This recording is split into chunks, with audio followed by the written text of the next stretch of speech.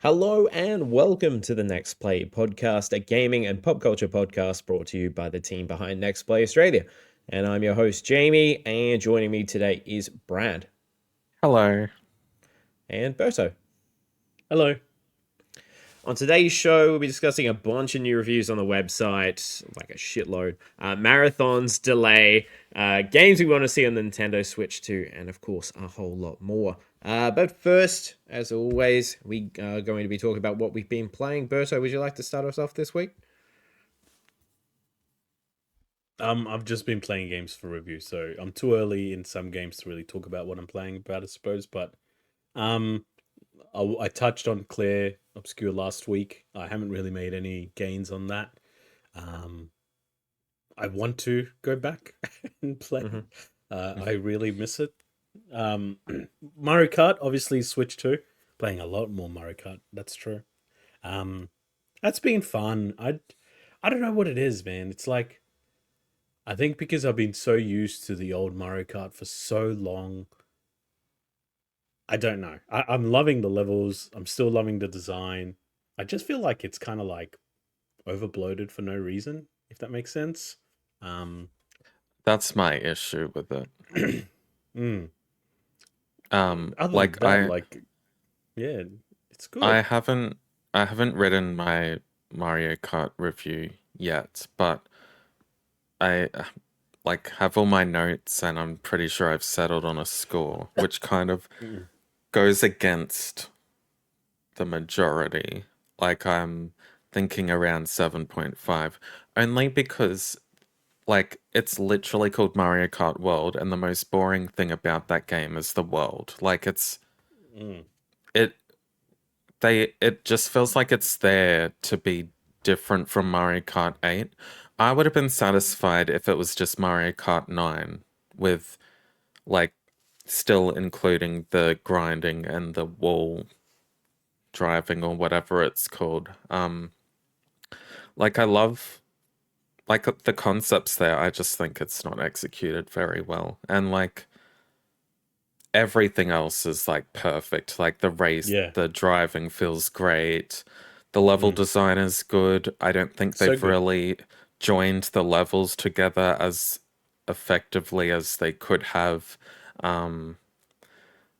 But yeah, it's just the world part of Mario Kart is just not great, in my Yeah. opinion. It's Well, very, I.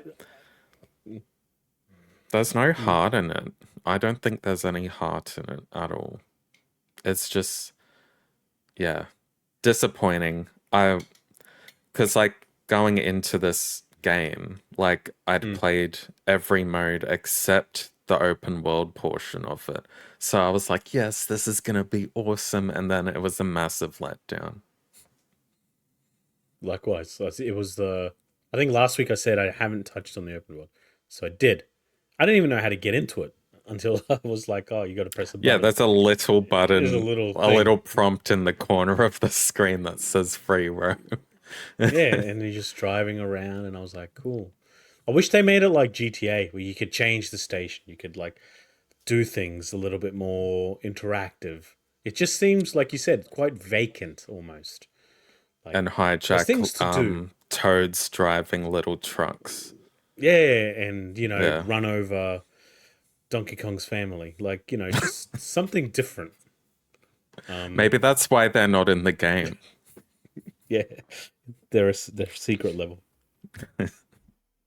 So I've But just been doing yes. that. Switch Yeah. 2, play with the mouse controls. That was awesome. Um, Mm. Seamless. Like, could not believe it. I was like, this is pretty epic. That's Yeah. all I got. Did you happen to go anywhere that had like indie games or anything, just randomly? Oh yeah, I did actually. I I kept forgot waiting about for you to that. bring it up. No, I'm terrible.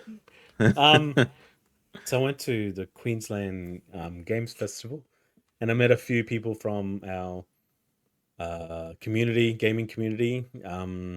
Ben, who's been in this podcast before, as well as many others. That was okay. That was fine. Played a lot of games that were very obscure. Um, didn't really have very many big highlights. Wouldn't say it's because they were bad, but because they were. I think because I went in at the time where I was in the late in the afternoon, so I didn't have to wait for much. So I played the games thoroughly, but the Mm, vibe and the energy had kind of like dissipated a bit. Last year I yeah. went in the morning, there were so many more people around, and I think it was that energy. So I had more time to game, and I think that was the problem because I was quite critical. So I played one game, there was a zombie game, and I was like, I broke it because I got the character stuck in between some sort of car because I decided to experiment with something, and then they looked at me funny and awkwardly, and I walked away. They were Um, like, get away from my game. they're like they're like take. It's so funny because they take notes as you're playing, right, to see what they do. And all I saw was this giant like X mark like on the page. It's like Over a never let him photo of play. you. Yeah, Never again. ban him. Um, yeah, indie just has some sort of like they're obsessed with three key titles. I was joking with one of our, you know, one of our team members here, Hannah, about how it was just cozy. If it's not cozy, it was farming. If it's not farming, it's roguelikes. Like that's all it was. Mm, And some of them they all combined it, and that's how they were all advertised. mm, So I did enjoy talking to a few of the devs and um, just seeing their motivations on wanting to make the game and their aspirations and inspirations of making them. But yeah, I'm glad it still exists. I hope it's a bit bigger next year. Um, I think I'll go in the morning to kind of like feel that energy and that buzz. Because yeah, it yeah. really dropped off in the afternoon. I think everyone just went home to play more Mario Kart World, probably. Probably. Oh yeah, and shout out to Nate. I met Nate as well. Hello, Nate. We'll be talking about Nate in a minute. What I've been playing on my end, I did get more into Clair Obscur Expedition 33. I have passed Act 1. I got a few, maybe another hour and a half in last night. I'm loving it so far. I'm giving Brad updates and I'm sliding into his DMs whenever anything crazy happens. I'm really much enjoying it. So much so, I'd probably rather be playing it right now if I could. The other thing I was playing over the weekend was the Gears of War beta, which I did try to play with Brad on. We were trying to connect via, I think you were playing PC, weren't you? Or Yeah. was it Xbox? It's the PC. PC. Yeah. And for some reason, we just couldn't connect up. But once you hopped off and we stopped trying to do the party, I was able to get maybe, I think I played for about 3 hours in the end. Took a while to get the rust off the Gears of War multiplayer skills that I did have. Because I played last in 3. And that's quite good. I like dabbled in it, but I was getting like top of the leaderboards pretty much early on. But here was a struggle. I've never actually played Gears of War 1 multiplayer before either. I will say I love the map designs of these. They're really much like they funnel you into battles. So like there was one that had like verticalities. It was a top level and a bottom level. Another one where it's basically each enemies spawn from one side and then they'll rotate and then just always trying to funnel you into battles. And not so much camping is not a thing in these games, really. Like, if you get the sniper rifle with the limited ammo that you have with it, you can maybe camp for a bit, but it is very much about getting in your face, shotgun shots, chainsaw attacks. But yeah, I like the maps that were on show. There was only 3. For those who know, Gears was Gridlock, Gold Rush, and Raven Down. This weekend, there's a part 2 where I believe they're bringing in King of the Hill, and there was another mode. Mm. I think with some additional maps as well. Visually, it looked great, like compared to what I remember Gears of War 1 looking like. Obviously, a jump in terms of visuals. It ran very well. I know it's a beta and obviously going to be limited people. At one stage, I was stuck with just a team that just had 2 people on it that were obviously playing together, and they would just rush you from both angles with shotguns, and I was like, yeah, I've given up. But when I went back and got my skills a little bit better, it was a lot of fun. Like I said, I think PlayStation players who have never played Gears before will just need to get used to... It's no COD. I feel like it's a lot more methodical. You know, you're sticking to cover, you're getting your shots in, and yeah, it's very strategic in how you actually sort of battle people, especially when you're up close and it's just shotguns, which like is a heap of fun, but you will get wrecked if your aim's not on point. So I'll hopefully play it a little bit more over the weekend as well. Check out those other modes, but seems to be running smoothly. The only time the whole thing crashed for me was I was looking at the leaderboards, surprisingly. So during games, I had no issues. So that's all I've been playing. Brad, how about yourself? Yeah, I did play a few games of Gears of War multiplayer. I don't know if it's for me. Like, it's not slow paced, but like compared to like your Call of Duties and your Apex and all that, it does feel a bit slow paced and yeah, methodical.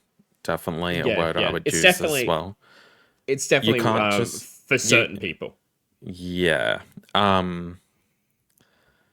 So yeah, that I don't know, just like being the size of bloody Godzilla, which is what it feels like. It's just so Meaty men. strange. Yes, big meaty men.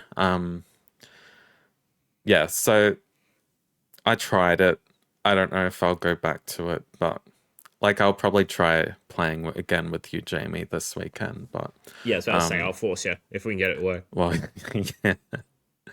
Other than that, I finished Final Fantasy 9, which is crazy. What a brilliant game. Like definitely in my So top good. 10 ever.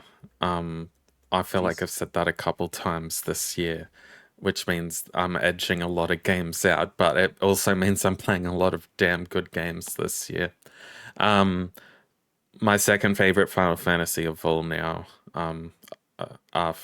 before Final Fantasy X. Yeah, I don't want to talk too much on the ending because I know there's someone here that hasn't played it. But brilliant ending. Like Yeah, go for it. I Talk was about it. very satisfied. No, it's all right.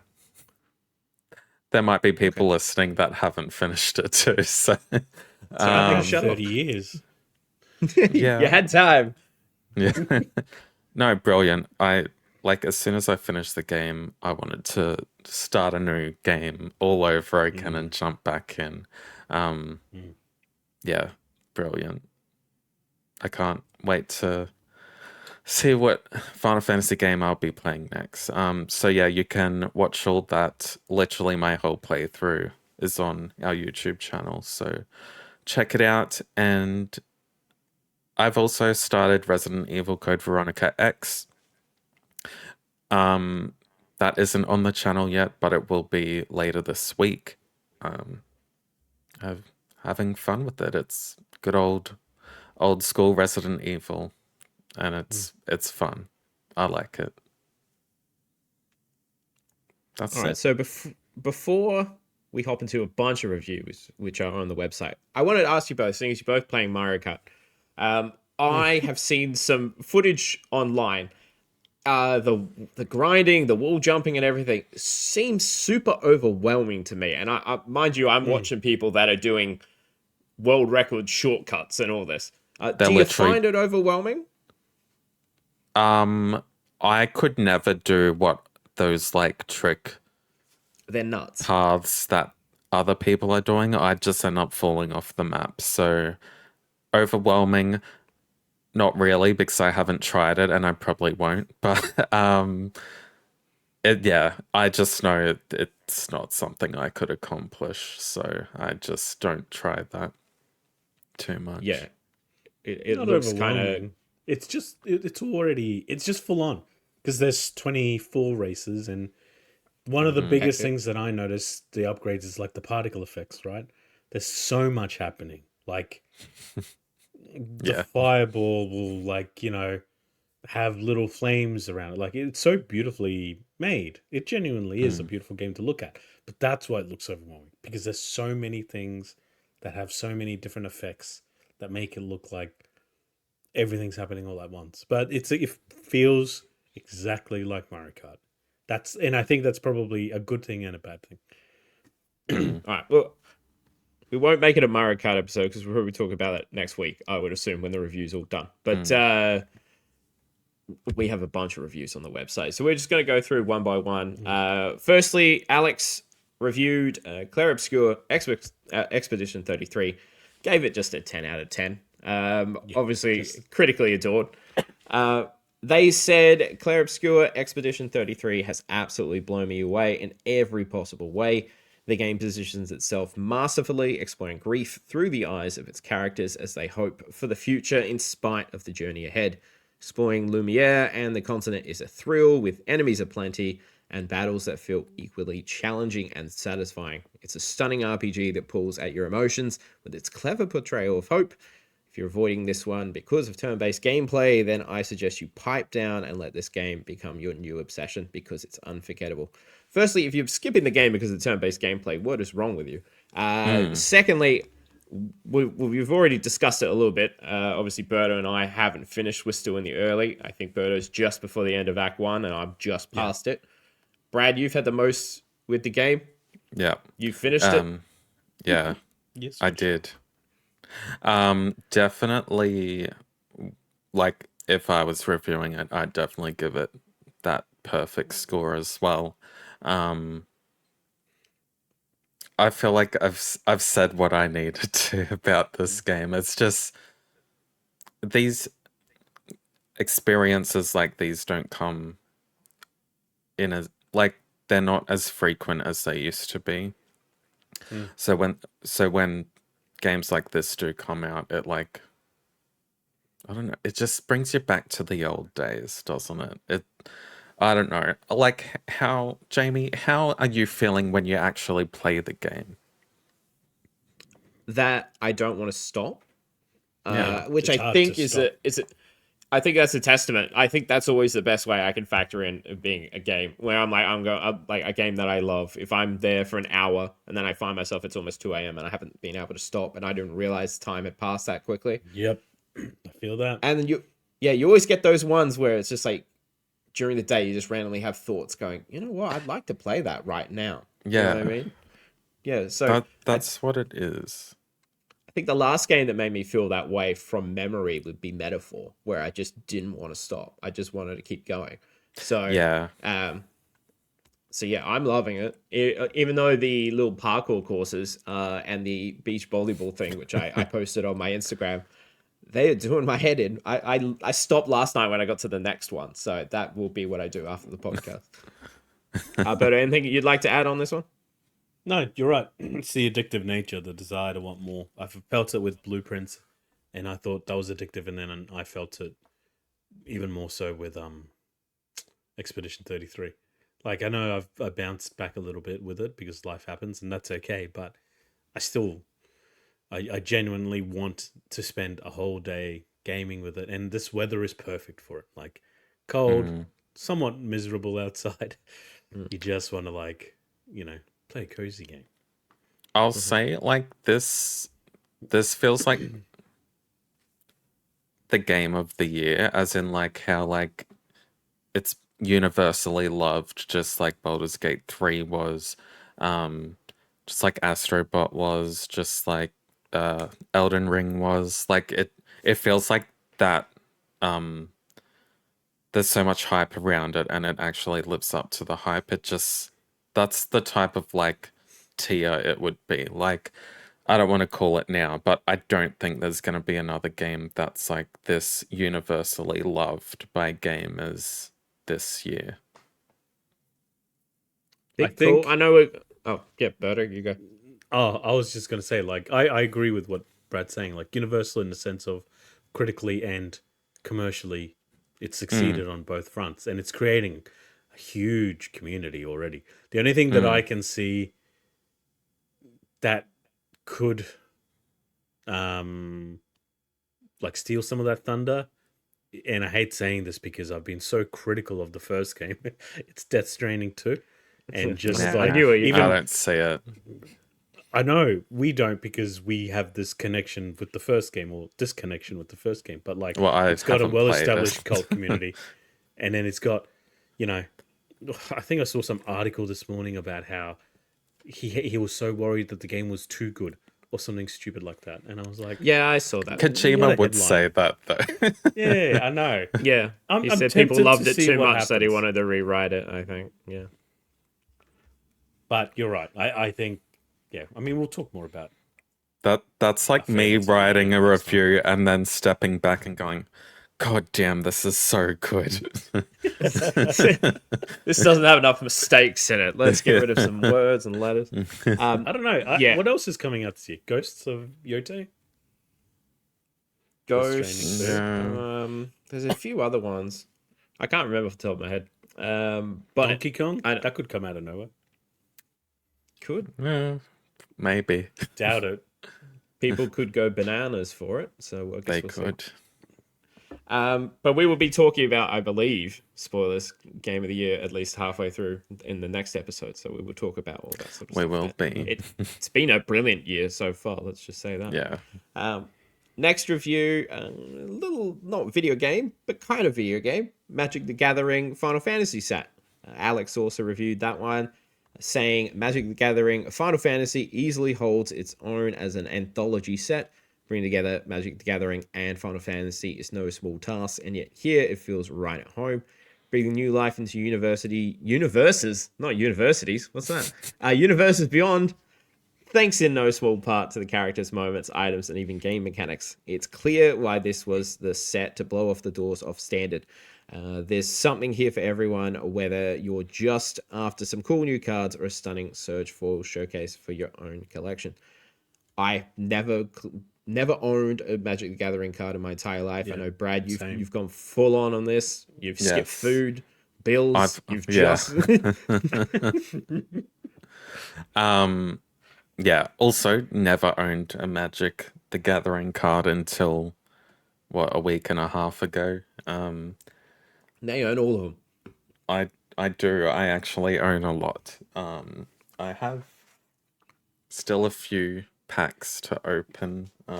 Any good pulls yet, or Yes, I don't aside from the ones you showed last week?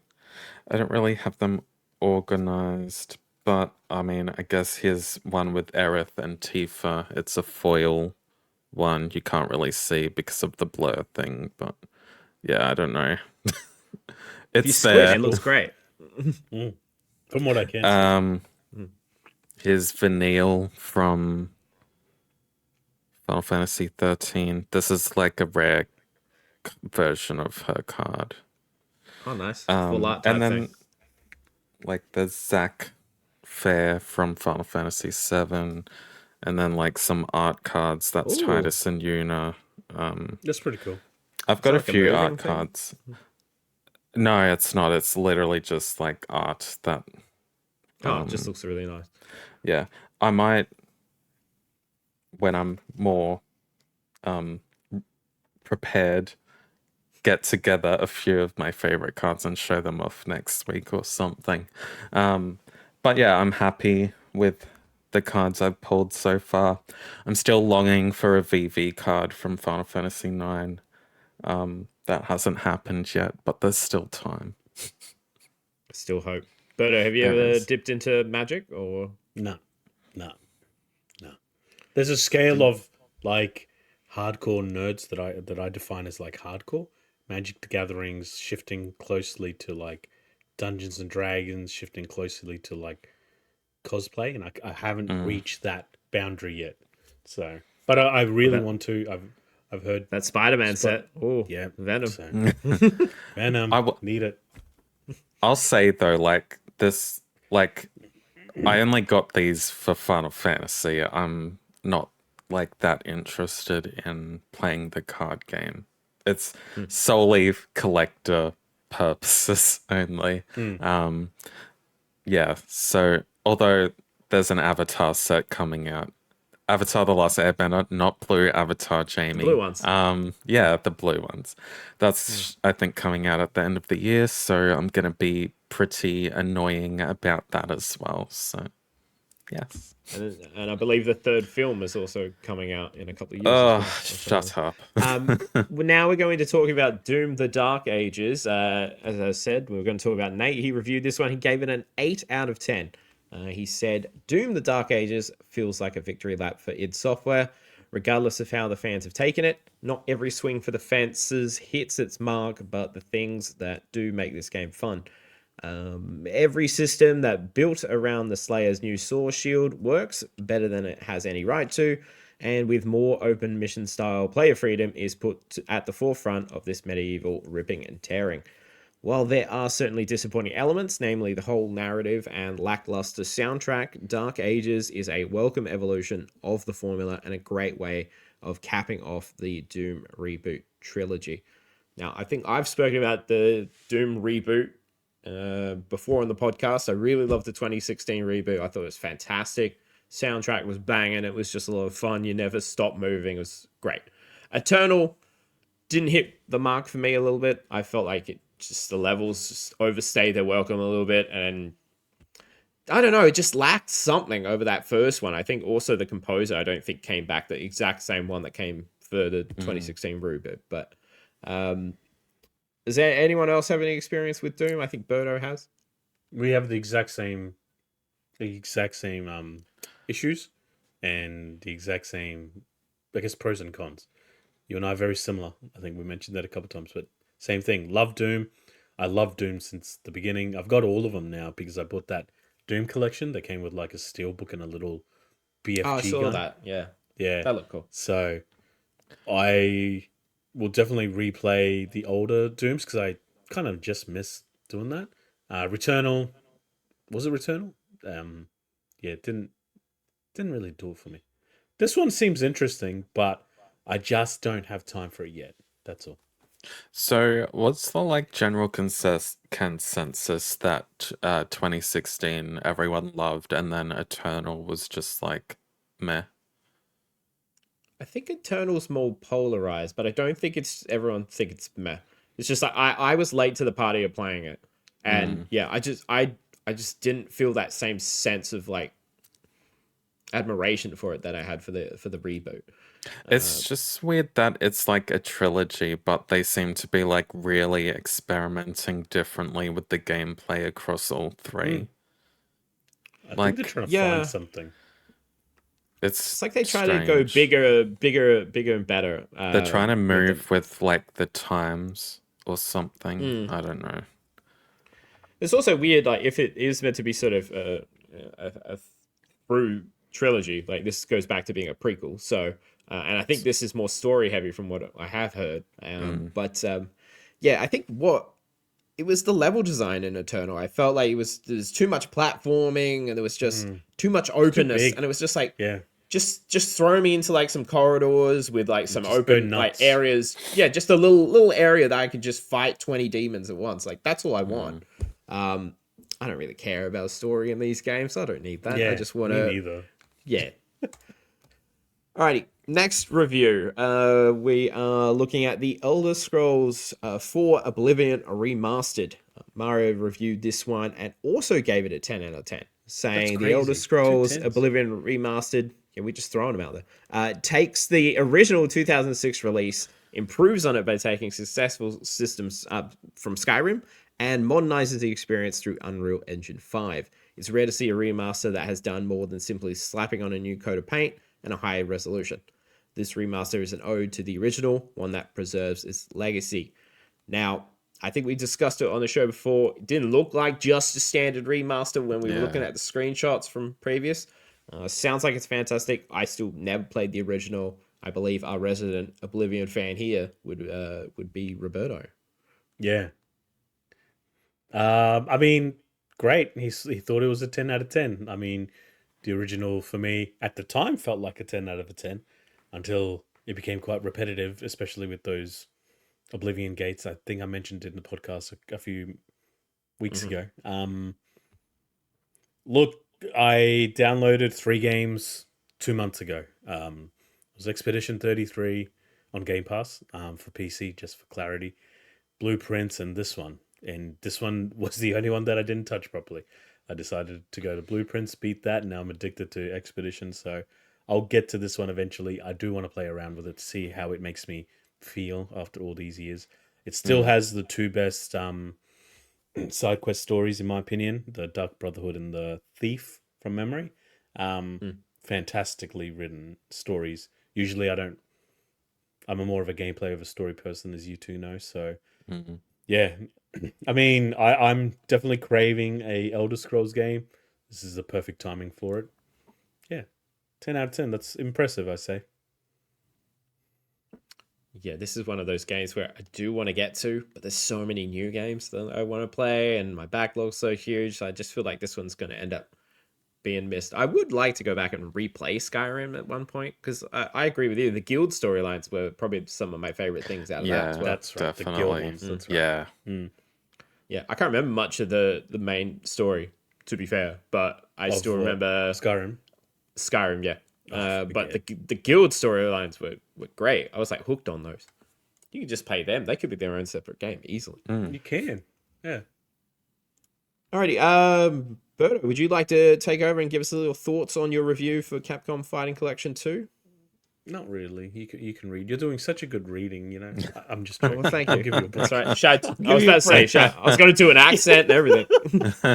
No, I mean, I've enjoyed Capcom Fighting Collection. I have I guess there's three of them that were released. Obviously, the first one, Capcom Fighting Collection 1, and then the Marvel versus Capcom Collection, which I have. Um,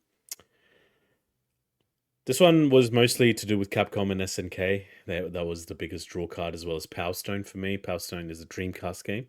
Most of all, these actually are Dreamcast games that were ported from the arcade. So they're not the actual console editions, they're just the arcade editions. It's not really much else that I really can add to it unless you're a huge fan of fighting games. I love fighting games, but for me, it's one of those, give it a go, try it out, see what sticks, see what lands, and then if you got mates that are coming over or you can play online, go for it. I think much like Marvel vs. Capcom, which I have, it's perfectly recreated. I think it's great to have a lot of additional art galleries, music, like a lot of little extras to make it complete. The way that I reviewed this one, which I kind of struggled with it because I didn't know where to actually focus my attention on, was more on preservation of video games and actually bringing them back. So I think I've touched on it a lot of times about how I buy games for the fact that, they are very expensive to either purchase previously or they're just really hard to find. And this is one of the best ways to do it. Don't really, I gave it an 8 out of 10 because I thought it was actually quite great for what it is. It isn't for everyone. There are two games in there that I absolutely thought were trash. That was Plasma Sword and I forget the name of the other one, but it was very obscure. But it was just games that I've never even heard of. Plasma Sword's the biggest one, the biggest culprit. I've never heard of it, and I played it, and it was like a Virtua Fighter spin-off. So from early 2000s. So it was full on blocky, full on just ridiculousness, Yeah, it was good. It's good. Buy it if you want to maintain some sort of connection with the past and enjoy the games for what they were within the arcade. I like it if you ever crave it for an afternoon, or you ever think about entertaining some sort of and going through history of what the video games were like back then. I do have a question about this one. So, are there any single player games, or is it all sort of your local couch co-op, play with a friend type things? There's no story modes. Ah, okay. There is Alright, a story mode in the sense of arcade versions. So yeah, yeah. But yeah, I get it. my understanding after I did a bit of research was that some of the console editions actually had full on story modes. So Power Stone is just multiplayer essentially. So I love Power Stone, and if you haven't played Power Stone, it's a 4-player. Think Smash Brothers in 3D. Okay, so you're stuck in a room, and you're all just going at it, and then you have a health bar, and then you just gotta just go nuts. Collect 3 stones, you get the Power Stone, and then you can, you know, go crazy on your special attack. Like it's such an addictive thing, and I wish more games played like that game. It was such a big cult favorite. Hmm. But yeah, there's no story. Like you're not. Yeah, and even if you did, some of it is so arcadey that the voices are so bad. The voice acting, like the introduction of the game, is like Michigan was invaded by some alien force, and like you can't even hear what he's saying, and then it's like showing all these things. It's trash. Yeah, exactly. In the story, like I said, like one gets a Japanese school gets abducted by aliens, ends up in the moon, and her best friend seems to be there eating soup. Like, like fight. 8 out of 10. Move on. Alrighty, we will move on.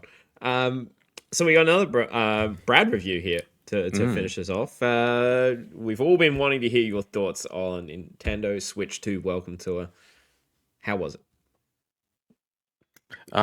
It's a great game. Like it on a technical level showcases what the Nintendo Switch 2 has to offer with its new features, and like technological enhancements.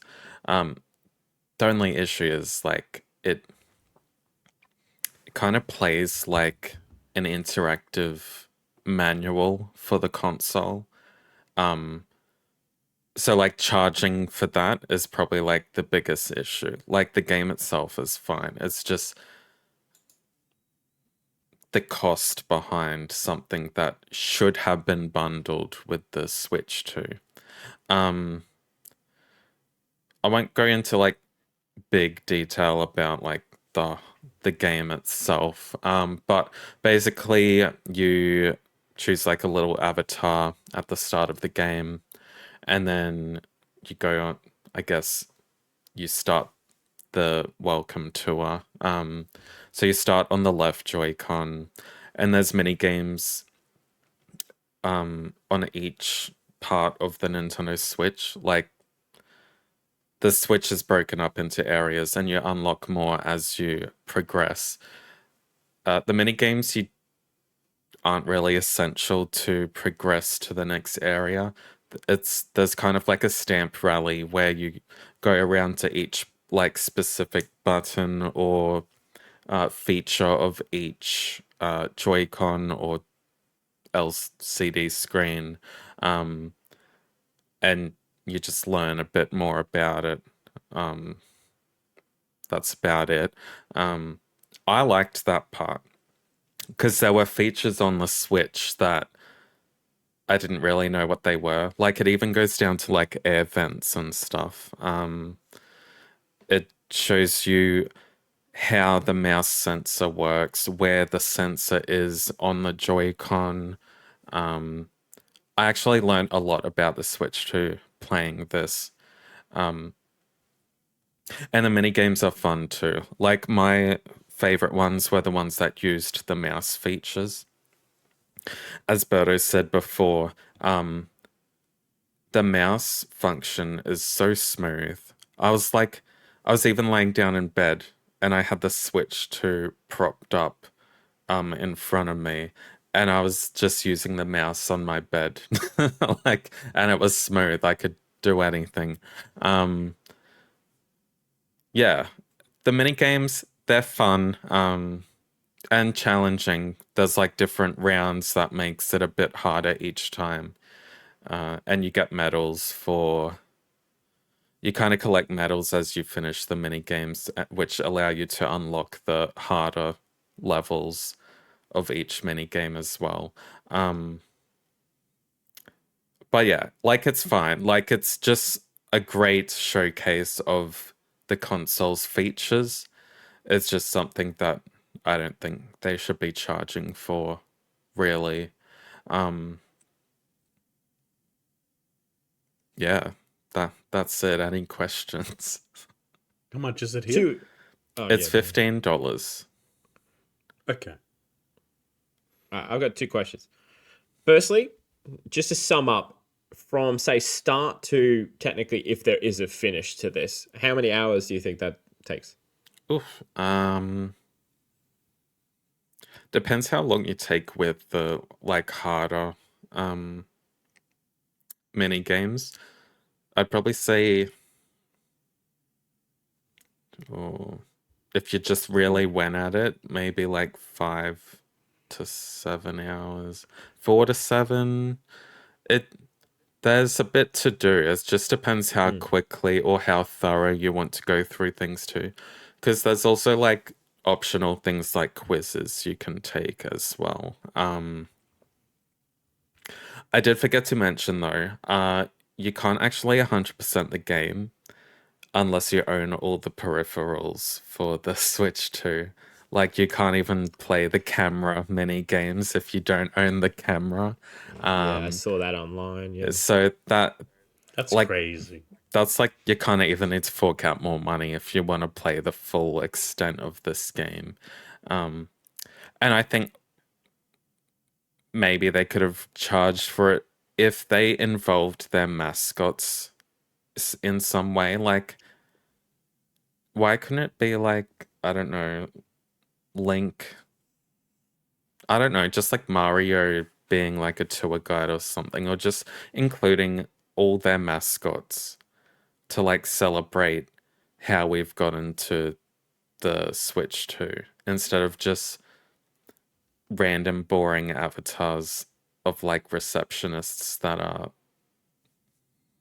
I don't know, it just at times the game just feels like a university lecture that you're being forced to go to when it could have been an email or something. Like it's So that yeah. that kind of leads into the next question I had. If you were to put like a target audience or like a certain type of gamer, like to recommend this to, would it be someone looking for the mini games? Like if you're not really interested in learning about the console and you're just like, oh, it's $15, I'll check it out, it might be fun. Would you recommend it to someone like that or not really?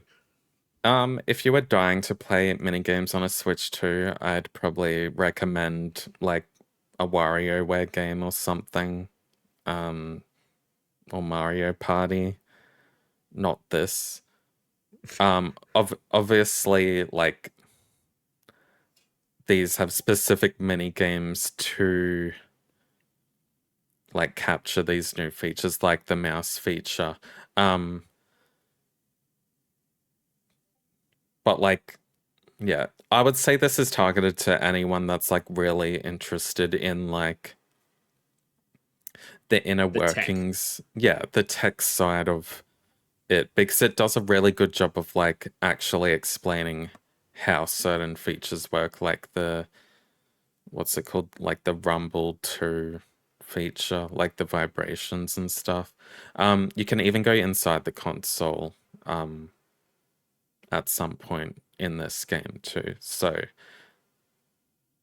it, yeah, it doesn't do anything terribly. They just shouldn't have charged for this. Like, I can't, in full faith, recommend anyone to buy it unless they're like dying to see what the inside of a Switch looks like. Just break the console open, you can see it in real life. Easy. Well, there we go. That's all the reviews. We have absolutely a shit ton on the website, next-play.com.au. And then I believe when you're listening to this, my article should be popping up. I have been chipping away at it over the last couple of, probably like 3-4 weeks, I think. Trying to rank every Yakuza or slash Like a Dragon game that I've ever played. Took a long time to go through this. I was very meticulous with it. I've played about 12 of them. So I was looking through all the games. The only ones I haven't played 12. yeah, I How went many ham. are there? There's there's a few like really like minor ones. Like apparently there's an online one at one point. And I think Fist of the North Star is apparently in the universe.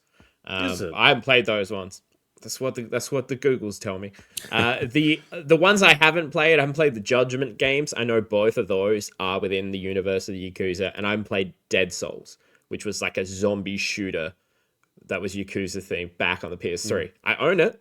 It's apparently very rare to get, but I've never played it. So There's about 12 entries, all ranked there. I'd love to hear people's thoughts if you are a Yakuza fan, where yours all rank. I won't spoil any of it here.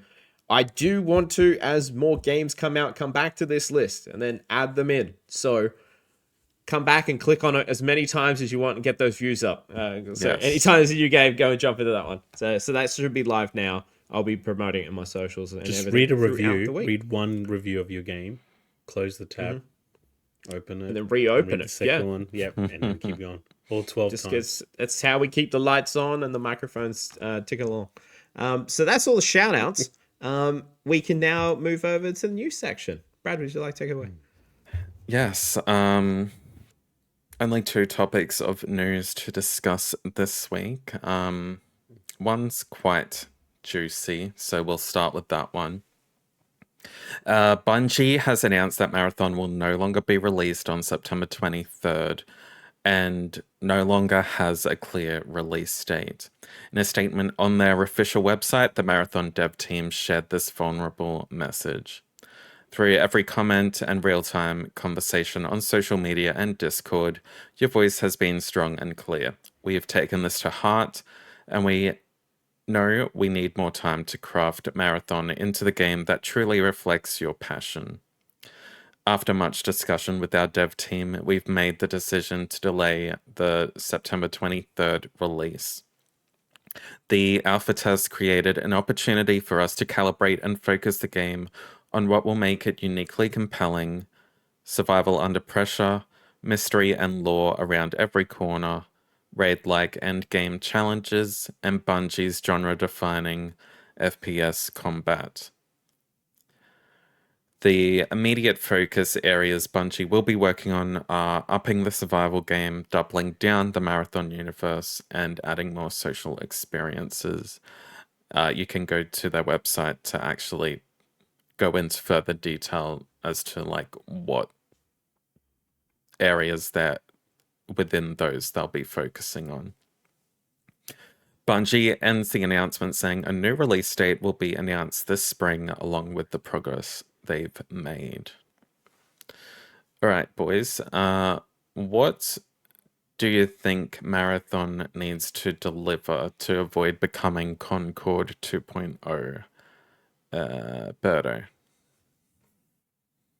I think it's too late. Yeah, it's too late. There's been a big shift, in my opinion, and perhaps I'm wrong, in the way that video games are now being, I guess, accepted by the community. And I think the shift started a couple years ago with the fact that we can entertain some live service type games, not all. So some have to, unfortunately, fail, right? And I think a lot of these companies, specifically Bungie and other companies that like they used to be amazing, like BioWare, even like they've really misjudged what players want, and at the end of the day, it's very hard to do do-overs. I've only seen games succeed in do-overs a couple of times. Final Fantasy 14 Yeah. and No Man's Sky. But those do-overs from the beginning to the second iteration were humongous. They are not the same game. So night and day. when did they say they're gonna re-release it? Like, they didn't say anything. They said they'll share like I guess spring. another update in spring, so in a few months' time. So I guess to answer your question is like, it's already these type of genres are already kind of like they've got their placement, they've got their communities, Marvel Rivals or whatever you call it. I think that's the one that we played, right? So it's like it's hard to take something from that because it's got such a well-established character base. I mean, I could go on and on and on about Bungie, but I'll let Jamie talk after. I might rant, but I just don't think there's any. I don't think there's any do-overs. I think they've done too much damage, and I think they lack the. I don't want to say foresight, but they're not the same Bungie that they were before, and I don't know if they can recover. Jamie? All right, so what does it need to do to avoid becoming Concord 2.0? I'm pretty much was going to say exactly what Birdo said. Like I think it already will be. I will be actually probably shocked if this ends up launching, just because we have a precedent that Last of Us Factions, a beloved IP, major title in a big series, one of PlayStation's flagship games. People love that multiplayer. That got canned, and we won't see it. So the fact that Marathon, which I remember watching the first gameplay when it came out, I was like, this looks like another Destiny, but with an inconsistent art style and less appealing to me. And I was big into Destiny, both games. I had some friends that I played with. I got to the point where I put in so many hours, and I was just like, I'm done with this. Like that sort of formula, just it takes you so far, and then when you end up playing it solo, it's just like how much is actually here. Whereas when you're playing it with friends, it can keep you going a little bit more. But if something like Factions from The Last of Us isn't going to pop up, I fear this probably won't end up getting released. And if it does, then I think it's just going to end up being another Concord, because I don't think this title has much love with the community, going by what I've seen online. The whole controversy with the stolen artwork. Mind you, that could have simply just been one artist that's just been plagiarizing and it slipped through the cracks. It does happen. I don't justify it in any way, but the fact that that's just already given the game like this stigma and stench to it, and then now this coming out, they've obviously heard all the feedback. I don't know. I think it's going to be rocky, even if this does end up launching. Yeah, I'd have to agree. As someone who actually enjoyed Concord, probably the only person on Earth that did. I think you are, yeah. Yeah. Did you get the controller? Yeah, it's Yeah, it's there. back there. I can see it. That's so cool. I still love that, yeah. Yeah, disappointed, but we need to stop trying to make live service happen. It's a market that's almost impossible to get into. All the early adopters of the live service first person shooters are still thriving. No one's dropping them. They were the early adopters who found that market before anyone else did, and I can't even think of anything in the last 2 or 3 years apart from Marvel Rivals that has launched and is still available to play now. I hope it survives, but I just don't see how, yeah, like you said, Jamie, how PlayStation dumped The Last of Us Factions, but we're still getting this. It's just odd to me. Like, how did they have confidence in this but not The Last of Us Factions? It's so strange. Even Rivals, like if that didn't have Marvel attached to it, like just to bring fans in the first place, who knows if that would be still going if it was just a generic, like IP. But it's got Marvel attached to it, which brought people in. They found it was fun Marvel, and they stuck yeah. around. Yeah, exactly. Yep. So It's a solid Marvel Marathon, game. that I don't feel like a new IP like that has that. Oh, Marathon, what's that? Like everyone's gonna ask what that is, and then they go, oh, that's the one where they ripped off the artwork. Like that's what people will remember it from. So I don't know. I just feel like, as Berto said, I don't feel like Bungie has that same everything they touch turn to gold sort of style that they did previously. I honestly think, though, that the general public wouldn't even be aware of that art theft, like, at all. No, Like, general I public wouldn't don't know think. Marathon was even a thing. No, like, I still can't even remember what it is, and we're talking about it right now. Yeah, it's. I don't know. Like, I feel like the marketing of these games are just not strong enough to warrant people to even look at them. Like, it's. No one knows what it is. Like, They all look similar as well. Like yeah. it's another one of those. Like there was probably a few of them already over Summer Games Fest that once again will be sort of just fold into what the already all the other ones already up. And as you said, like those communities are not moving. People only have so many hours in the day to put in to a game. And like when you have an established community where you play with people, you have all your skins unlocked, it's a hard sell to go somewhere else. Yeah, They for sure. I think a broader issue here is that the companies, they've been running things more like businesses and rather than passion projects. So like when I mentioned earlier about how a few years ago things have changed quite a bit. So like if you look at the last Game of the Year winners, you know, It Takes Two, Elden Ring, Baldur's Gate, things that are made from a labor of love. And, you know, we will probably argue and discuss next week what we feel our Game of the Year might be this year. And at the moment, it's the game that everyone's talking about how it's made from a passion of love, right? So I think for Bungie, they have definitely lost their way. I don't think the acquisition is worth their weight in, I guess, price. They were bought for how much? 4 billion or 3 billion?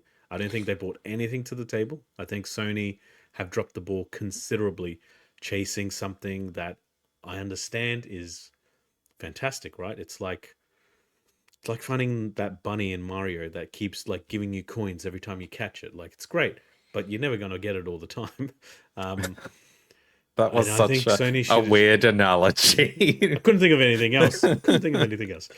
But I think Sony have got a big role to play in this because they're both Sony games, both Sony developers, and they're spending all this money instead of putting it back into what mattered the most to beginning and what made them, you know, big, which was unfortunately third-person story-based games. And I get it, but at the end of the day, like even games like last year's Game of the Year winner, Astrobot, like I get what they're trying to do, but I don't think this is the right way of doing it. And in the process, they're destroying established companies, and it's like creating some sort of like almost toxic cycle. People chasing this live service thing. Dragon Age Veilguard was originally a multiplayer game, a live service game. You know, people complain it's because of all that other nonsense, and sure, bad word of mouth became a meme. That doesn't help, but once they chase something that's almost like elusive, it doesn't really stand for anything. And that's my rant. Yeah, and that Solid was rant. Birdo's rant. See you later. Does anyone have anything else to add to this before we move on? No, I think we covered it all. We solved it. All right. Next, we have a game announcement. Rugby League 26 has officially been announced after a 10-year absence of the series. Before we get into that, though, Birdo, State of Origin is on now. What's the score? Yeah. Is it 26 Queensland, 18 Blues. They're coming back. over? They are coming back. How long's left? 12 minutes. It's still Okay. not over. No, Go it's Sports. not over. The game is being developed by Aussie sports game developers Big Ant and will be released on July 17, which is very soon, like a month away, which is weird that we only got the announcement now. But They do that a lot. They did that with AFL as well. It was like a Yeah. stealth drop almost a week later. I'm like, they could put some marketing into these. yeah. Interestingly enough, only the cover art for the UK has been revealed, with no local cover art showcased yet.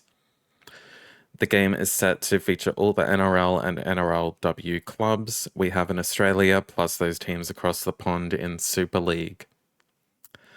Now, Jamie, I know you literally don't even know what an NRL is, so I'll ask this question to Birdo. Yeah. What players do you think should be on the Australian cover? Do you want me? I'm not familiar enough with the women's game, to be honest. Yeah, I think they'll have one like One of key each. player from NRLW at least. I think FIFA did that. Mm.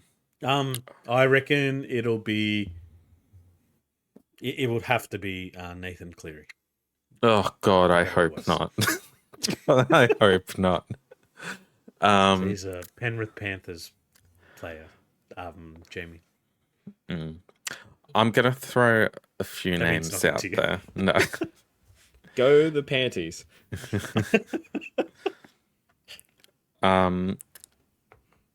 Reese Walsh, maybe. It depends how many people are Oh on the yeah, cover, though. okay. Reese Walsh, maybe. Pretty Ryan boy. Yep. Pappenhausen, possibly. Hmm. I maybe Tedesco. I hope not, though. But No, he's too old. like, Too old. yeah, true. He is too old. You've said it. You just said the first one. That's it. I completely forgot about Reece Walsh. He He is the has poster to boy, the be. pretty boy. Yeah, they sent him over to America to be like the poster boy for NRL. So 100%. yeah, we'll see. Hopefully, we get a cover reveal soon because the game's out in a week, and everywhere you can pre-order it just has this big, ugly white square with the logo on it. Yeah, they must still be working on it apparently, which is weird because you'd think they'd be printed by now. Yeah. Strange, eh? Um, did you ever play any of the rugby league games, Berto? Um, I feel like I have, but it's been such a long time. Yeah. I think I usually end up, because my friends, they're more union. So I usually end up playing the union games more, rather than the rugby league ones. But yeah, I love sports games. Always have. Usually I'm a FIFA boy, but yeah. Yeah. Cool. All right. Well, that's the news. Back to you, Jamie. Alrighty. I didn't know a rugby league and rugby union were different, so we learn something every day. We are now going to be talking about a nice little fun topic because we only had really only one news story to talk about. Games we want to see on the Nintendo Switch too. I think we've come up with 3 each. I've got some backups because I know we're probably going to cut each other's lunch as we Double normally dip. do. So just to make sure I can get mine out in time, I'm going to start myself off, and then we're going to go around the room and we'll No do one's one each. stealing mine. Mine are obscure as, so. Oh yeah, it'd be like Mega Man, like tennis or something. Oh, dude, all these are from the 90s. So here we go. Oh, God. Alrighty, so a lot of mine are just Pokemon. I said it before. I put most of the hours I put on my Switch, just Pokemon games. Even though I do play Zeldas and all the main Nintendo ones. I want to see full blown remakes of Gold and Silver. They are my Yeah. favorite games in the What's that series. one? Whilst I What's the have starters? oh my god, Totodile, what are the starters? Cyndaquil, Chikorita. There we go. Thank you. Oh, yeah. Okay. Yeah, No, so that's second gen, Johto. I have fond memories of Blue and Red. Red was my go-to. Had Charizard on the cover, so I had to. But Gold and Silver was insanely great. You had the time. You could go out at night and it'd be nighttime. If it was night in real life, it was like, whoa, what's going on? Then once you finish all like the main part in Johto, you can go back to Kanto, and I think it was via like a Brilliant. subway system or something like that. My mind and was that would blown. just blew my mind. Yeah. As a kid, I was like, how did they put all that game in this game? Yeah. But it was fantastic. So that game has such strong like childhood memories for me. So I would love to see that all done. I know we did get Soul Silver and Heart Gold, but they're so expensive. And if we talk about video game preservation and everything, I'd love to see. They're insane. Like if you want to get it complete in box, it's like 400-500. But Yeah, even the carts alone is ridiculous. like 150. Like it's very expensive. Bodo, you threw your hand up. Yeah. Redone how? Let's remake them. We did the ones with Brilliant Diamond, Shining Pearl, got the remake treatment. Seems to be. But like how? So like what kind of Like- art style? Like what are we looking at? Like the Well, Game Freak can Go make nice Pikachu? looking games Is that now. So the one where it's you know like what? old school. I looking? actually I love Link's Let's Go. Awakening. I love the art style Yeah. and Let's Go, but just due to the connectivity with Go, I don't know how popular that is nowadays. If they'd ever bother doing another Let's Go title, if that makes sense. Just yeah, I don't think Let's No, Go. thanks. I don't think Pokemon Go has the same love that I did previously. I would love even a similar style to Shining Pearl and Brilliant Diamond. I thought that was a nice little sort of, was like the almost chibi art style type thing Yeah. from the isometric view. I like that. I would take anything, but like I said, Game Freak can make nice games now. That's been confirmed, so they can do a full on just 4K crazy visuals. Let's just throw it all. So a remake in any form, to be honest, I would be very happy with. Berto, what would you like? Are we going like from 3, 2, 1, like our best one to last, or it doesn't matter? I didn't order mine. I want all of doesn't really them. matter. Do what you All want. right, I'm do what I want. Nah, I'll leave my top one for last to be dramatic for no reason. Mine is Skies of Arcadia. So when I was playing, yeah, I know you two are like, what the hell is he talking about? Yeah. So it's a role playing game. It's an RPG. It was Okay, only I'm on available board Dreamcast.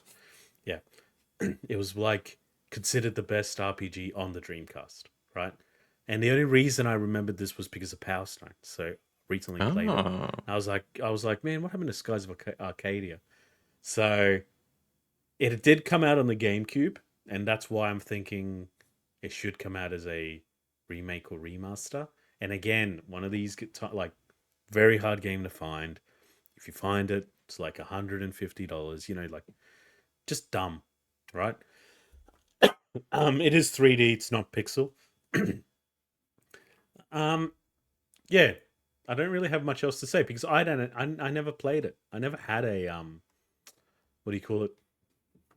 A Dreamcast, but I've always wanted it. You're like a pirate and you got a ship and you fly around the world and you battle and everything else like that. So yeah, you get your little party and everything. So that's my one. That's my really obtuse one. Well, it is published by Sega, and they've been known to do remakes of games, so maybe you will get it. Maybe it'll be good. Yeah, I've just Googled it. Yeah, it's giving me like the art style of like classic Final Fantasy. Yeah. Final Fantasy 7 view. Yeah. Yeah, that was cool. You do have a Magic 8 Ball. We have said that a couple of times that you could just look into that and you just conjure things up. So who knows? Brad, have yourself. Yeah. So I'm probably going to steal one you guys have, or actually maybe you don't, judging by what you have said. Super Mario Galaxy Remake or Remaster, or Super Mario Galaxy 2. And I'd like to see Rosalina have more of a role in the game. As in, like, I actually didn't finish Galaxy. Was she playable in that game, or was she just like a character? I don't know. She's in it. I definitely feel remember her like at in the it. end she might be, but I could be wrong. Well, I want her to have more of a role because she's like one of the main characters that don't really have a game to themselves. And also, I just said I didn't finish Super Mario Galaxy, and I could try and hunt down that 3D All-Stars collection or whatever it is, but I'd rather just get a remake or a remaster that works native, like that's like equipped for the Switch too. Because it's a beautiful game. Like it would look so beautiful using the Switch 2's graphic capabilities. Definitely. For sure. His a great game. soundtrack is Probably my absolutely favorite Mario banging game. in the first one Yeah, too. that soundtrack's amazing. I would say I played, because I think they only have the first Galaxy in the All Stars collection. I played that one. The camera does not hold up on the doesn't it? Switch. It's so cumbersome. So I don't know if really? that just Okay. aged poorly. I hated the camera. The game is great. I love the creativity levels, but that camera, woo, fix that. So my next one, as I said, I'm just going to be talking about Pokemon for most of it. I've said it before. I love the Pokemon Stadium games. I would like them either brought back in like a collection of 1 and 2 to be, could be just a quick remaster. I'd be fine with that.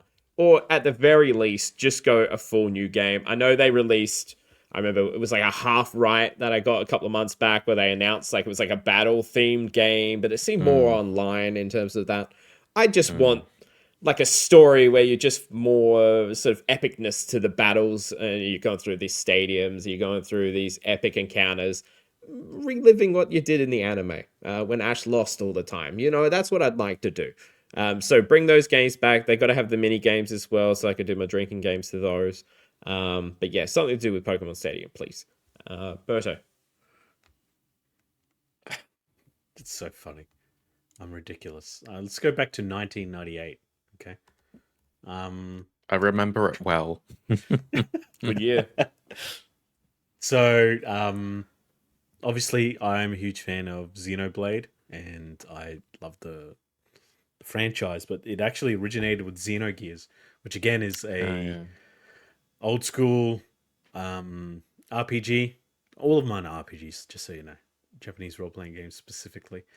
So this one, I was researching that it was originally proposed to be Final Fantasy VII, but it was rejected, so it became its own game. The story, I did play it as a on an emulator when I was a kid, you know, illegally thinking that I was some sort of like hacker. And it was awesome, man. Like it was 3D world, 2D sprites, and you just explored everywhere. And yeah, the art was awesome, the music was awesome, the story was pretty chaotic, mechs and death and god, and very like full on for what was, you know, essentially just a video game in 98.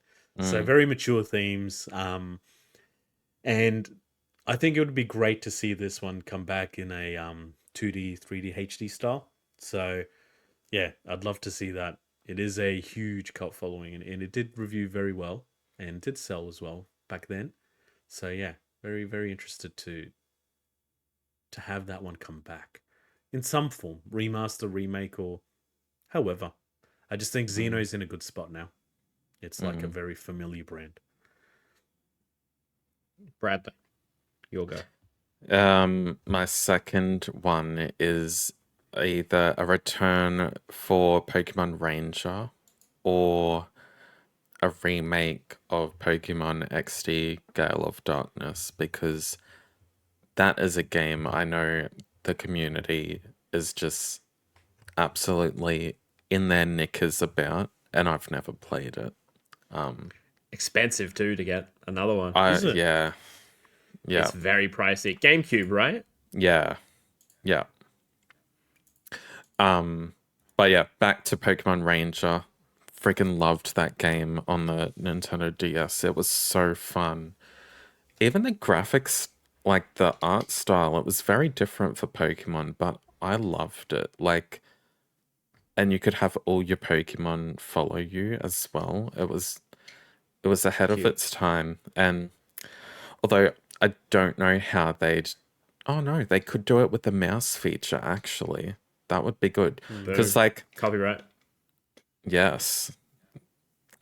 So, if you don't know, on the DS, you capture... You're a ranger, and you, like, run around capturing Pokemon that are, like... angry, or I don't know. I forgot what the story was. There was some story there. And you capture them with your like ranger thing, and you have to like circle them on a stylus a certain amount of times. Stop laughing, Jamie. I talk with my hands. It's completely unrelated. Okay. Yeah, it was good fun. Obviously, I wouldn't want it to be like touchscreen now, because it did damage my DS screen quite a lot. You could see the circle markings on my DS screen. That was mainly towards the end of the game, where you had to circle Pokemon a ridiculous amount of times, and you're just like...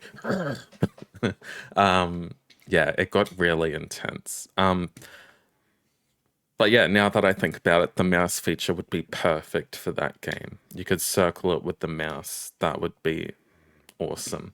If they're not already working on that, they're stupid. Alrighty, so I will give just two quick honorable mentions first. Just because you reminded me about Banjo-Kazooie beforehand, of course I would like a new game. So that's one of them. The other one, you never know. You mentioned Nintendo characters that don't have games. And honestly, everyone always thinks about Waluigi when that question comes about. So, unironically, I need a Waluigi game just to see how crazy it is. But what I'm pitching as a third game I would like. This is a new idea, right? We've got Mario Party, right? It's all the Mario characters, and they all go around and do the stupid things. We need Pokemon Party, where we have all Pokemon themed mini games, and you got Pokemon sort of. You could do the different regions as you board, and you could That's have cute. all the different characters. Obviously, you get the main popular ones all through there. And that just writes itself in terms of like downloadable content with adding additional Pokemon, adding new regions. I think that would be such a great idea. And the fact they haven't actually capitalized on that. I was gonna I say came up with this in 5 minutes just before. That's how intelligent I am it's to come up with strange this that idea. they haven't done it yet. Yeah, they're just sitting on it. Like there's so many Pokemon spin-offs. Pokemon Party. It prints money. Yeah. Yeah, it would actually. Yeah. So if it ever comes out, they've listened to this show. Yes. All right, that's my final one, Berto. Just quickly, because we're recording as the State of Origin is on, which is the biggest game in NRL. Queensland won, 26. They did. New South Wales, 24. Oh, I knew they were gonna claw back It's so gonna be closely. Close game. So What a game. I know. one more game to go, Jamie. One more. Okay. Yes.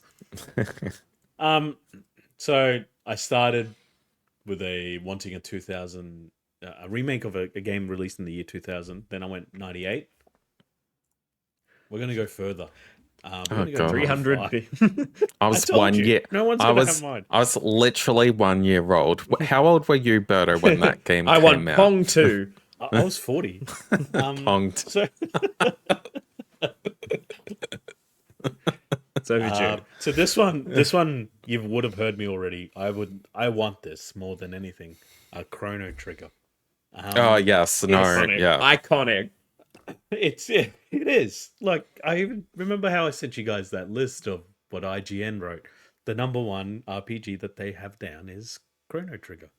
It is. It's the best. It's phenomenal. The music, the art, the gameplay. It was a pioneer in a lot of It's things. on my list to play. But like, yeah, going back now would be interesting. I think it holds up. I think it would hold up okay. Things have eclipsed it, obviously, but it needs to be remade. Not like how they're milking Final Fantasy VII. None of that. Just make it like Expedition 33 almost. Make it a labor of love. Do your best job, and then just again, preferably 2D, 3D, HD style or whatever it was, whatever it's Yeah. called. I just think that's the best way forward for these type of games. But look, if they do a full blown reboot, then maybe something like just something that really accentuates the art of what do you call it? Toriyama's art, the creator of Dragon. Yeah. So Yeah. make it seem like it fits. Mm. That's it. I don't think I have any what do you call it? Any other games that I could think of. Any actual Nintendo wish lists? No. Okay. Because it's all like they're gonna make it anyway, really. So Alright, that's what I'm iconic. going. You would hardcore. think. Yeah. Brad, what's Alright. your final one? My last one, I think I've already asked for it on the podcast before. It's Twilight Princess HD remake, remaster, whatever it is. I still think that game is so dark and gritty compared to other Zelda titles, and it had like I'm pretty sure it was the first Zelda game I played, and like that art style just stuck with me. Like if they like, if I'm assuming they're already working on the next Zelda title, but I'd want an art style like that. Like I want them to go back to that art style, not that like almost half cell shaded style that Breath of the Wild and Tears of the Kingdom have. I feel like that's fine, but like let's move on to a new era. Yeah. Because like I don't know how we could get a new Zelda game that would look the exact same as Tears of the Kingdom. Like, it's just, they haven't really like done the same art style in succession before, to my knowledge. I think because it went Twilight Princess then Skyward Sword, right? And they were similar, but Skyward Sword had still almost like a lighter tone to it. I don't know. You could still tell the difference between the two links in those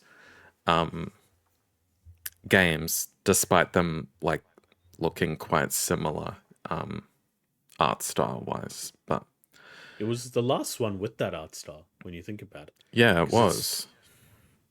from Ocarina, then Wind Waker, so that's cell shaded, then Twilight, because everyone hated Wind Waker's cell shadedness and they wanted a more realistic one. And that's the last realistic in inverted commas one. That art style was awesome though. It was cool. I love it. It feels was so dark, very it dark. felt so adult. Like not Yeah.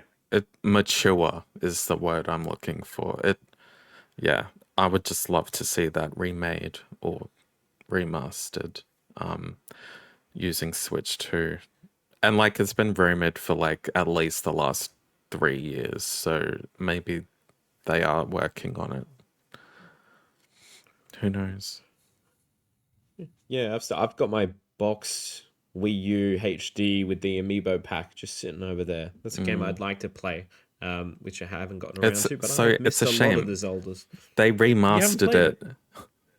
Nope. Oh god, it's so good. They bloody remastered it and it's on the Wii U of all consoles. It's so annoying.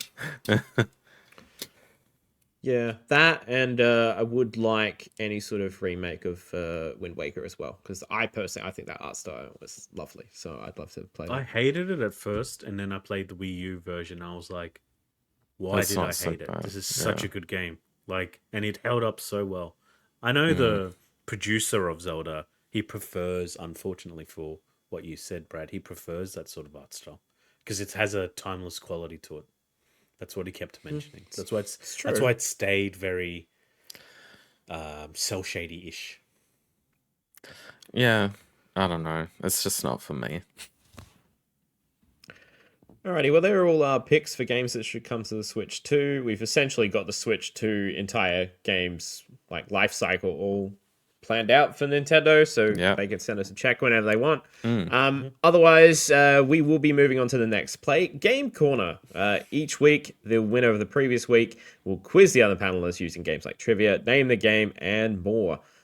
Brad, you won last week. I did. That makes you the quiz master. So what do you I have in am. store for us? We are returning to Metacritic once more. So we're playing the same game we played last time. Don't worry, Berto, there's no snipper clips. You'll be right. You'll be right. See, he's opening up. He's opening up Metacritic right now. You can see it on his glasses. Yes, I've got Google Glass on. Yes. Yeah, exactly. All right, so for those listening at home, if you didn't listen to the last podcast that we did this, I will give Jamie and Berto a game, and they have to guess what Metacritic score it got, and whoever is closest to their game that they were given gets a point, and best of 3. So, Jamie, we'll start with you. You've got Wii Sports. Wii Sports. Okay. So, popular game. Everyone played it. But did have a very unique quality at the time. Whilst it's not a super rich game. I'll say an 83. Okay. Berto, your first game is Final Fantasy 16.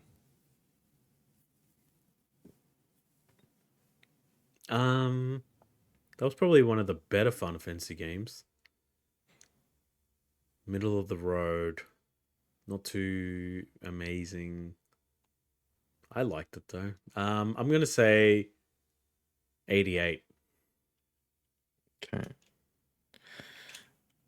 All right. So the results for round 1 Wii Sports. Jamie, you said 83. It is 76, so that is 7 off. Ooh, 7 off. And Berto, Final Fantasy 16, you said 88. It's 87, so you were 1 off. So well done. Damn. Sweet. All right, so Berto, you have scored yourself 1 point, which makes Nice you work. no longer tied with me, but whatever. Okay, so I gotta win. I gotta win one more, and then the next one I'll tank, and I'll always be in the middle. That's what I'm playing. No. So I have to lose one. I can't win. Okay. All right, Jamie. Long game. Second game, Fallout 4. Fallout 4. This is one of those games you never really hear a lot of people talk about Fallout 4. I really don't. I can't as even much, remember how it was received. No, you hear a lot with Fallout 3 and New Vegas a lot, but Fallout 4 always gets missed. It's because they got rid of all the RPG elements mostly. That's why, in my opinion, they kind of like dumbed it down. I don't feel like it would have got in the 7s though, unless it was buggy at launch, which I'm assuming it was, but I don't remember anyone complaining about it. Bethesda game. All right, we're just going to copy and paste my answer from the previous round, 83. Okay. Berto, your second game, Firewatch. Ooh.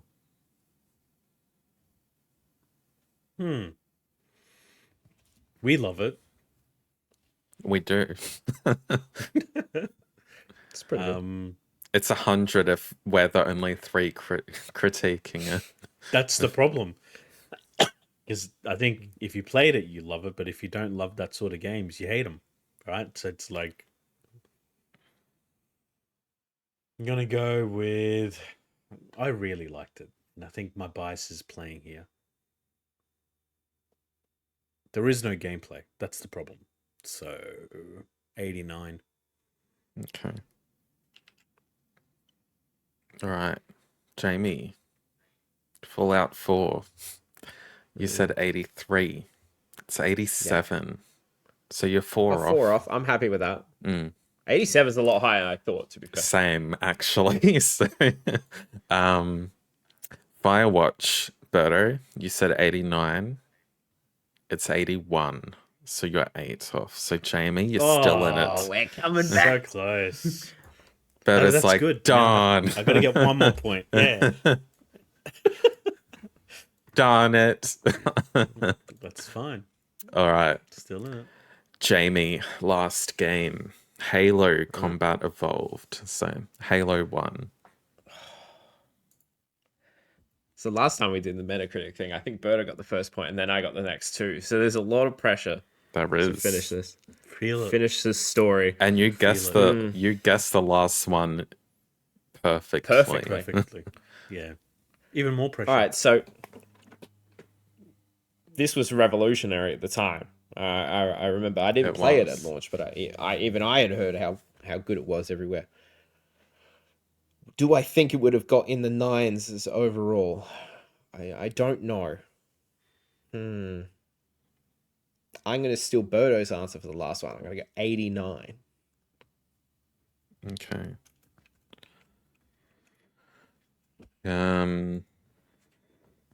Berto, your last game. A Plague Tale Requiem. The thing I have is, no idea where that lands. I know Halo's one because I loved Halo. I reckon I could guess Halo's one perfectly. Can you guess A Plague Tale Requiem perfectly? Hell no. That's hard. Because it's not bad, but it's not. Again, it's kind of like Firewatch. What did you get? Firewatch 81. I mean, I didn't give it 81. Metacritic No, did. but Metacritic did. Okay. Yeah. So this is pretty much one of those Firewatchy games. I'm going to go with 85. All right. Will this Jamie. be a Snipper Clips 2? Halo Combat Evolved. You said 89. It's 97. Oh, that's 8 off. That's That that's is a long 8 off. distance. It is. And Berto, A Plague Tale Requiem, you said 85. It's 82. So well done. Yeah. You've won Oh, he this wins. week. Good job. Finally. No, I was Hope about you to guys say, are ready for yeah. the 90s. 90s You're revival. catching up Oh, no. hot on Jamie's tail now. Jeez, yeah. If we look at the scoreboard, for those listening at home, Brad, you're sitting at 13. Obviously, you didn't have a chance to score. Berto has now caught up to me. He's on 15, and me still sitting at the top. I've been there for a while now. It's getting a bit boring up there. At numbers with 16 points. So, with Berto in charge next week, who knows what we're going to be looking at. Trash. It's just Yeah, I was going to trash. say. Just give it up. Although next week's just- our big special one. Special, So yes. It is. are we doing it? Do or cozy should games. we We are. change it up a bit? Or Nah, we're doing it. We're doing it. I should do cozy games for Hannah. Yeah. All right, so now we're on to our final segment of the show, show and tell.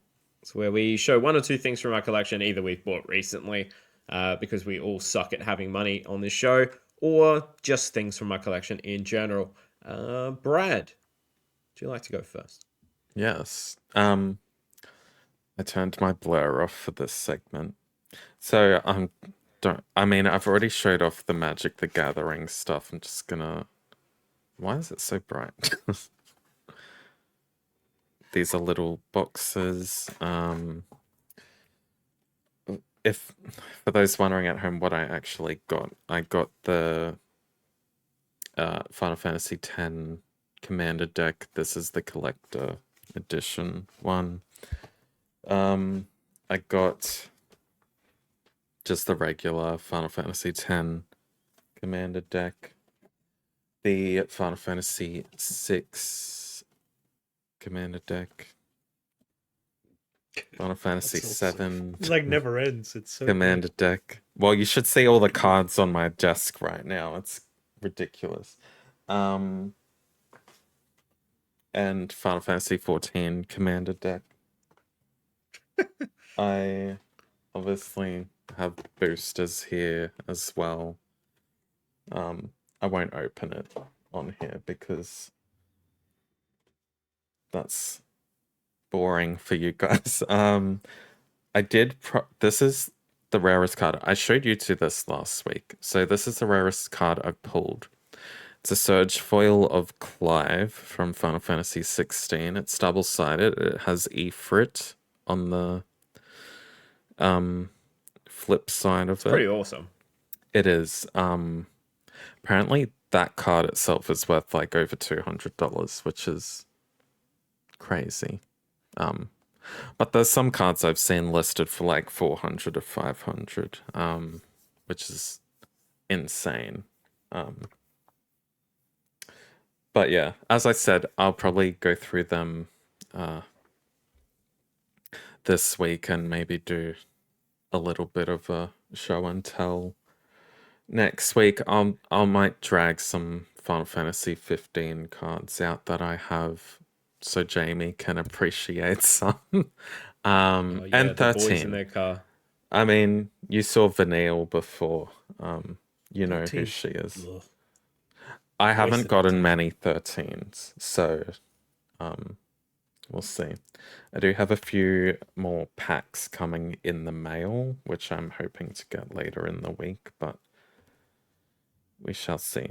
Other than that, I haven't really got anything to show. I was going to dig out my Concord controller, but I feel like I might have already shown that. I can't remember. If I haven't, it's there. But yeah, that is it. Yeah, I've been seeing some of because this leans into what I'm actually showing. I've been on Facebook Marketplace a lot. I've seen a lot of people trying to resell some of either the booster packs or whatever for insane prices. I think I saw one where it was just like a couple of boosters, and it was like they wanted like over $1,000 for it. So I'm unsure if they're really hard to come by now, those Final Fantasy things. But After launch, that's So- it. They're so rare to find. don't Really? pay for the scalpers. They didn't do any Just- reprints.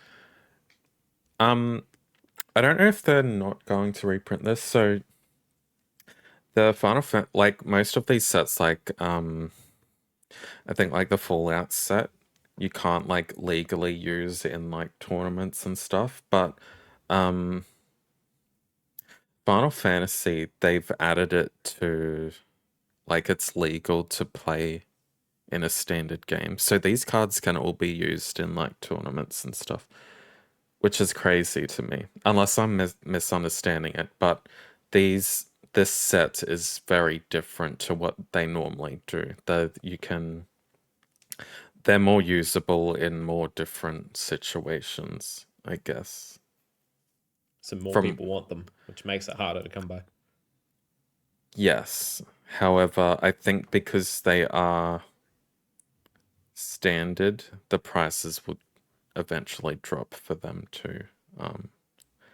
That's what I've heard from like my friends that are like fully into Magic the Gathering.